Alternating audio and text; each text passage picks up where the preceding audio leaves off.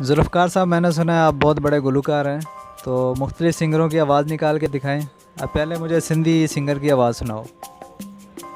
ही हसी जिंदगी गुजरी वही ख्वाब हो जा हवा का खबर ही न पई। ही हसी जिंदगी। अभी किसी इंडियन की सुनाओ। तुम्हें देखें मेरी आंखें, इसमें क्या मेरी खता है।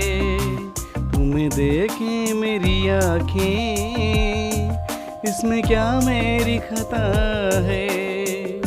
हाल क्या है मेरे दिल का, ये तो बस मुझको पता है। कोई और सुनाए।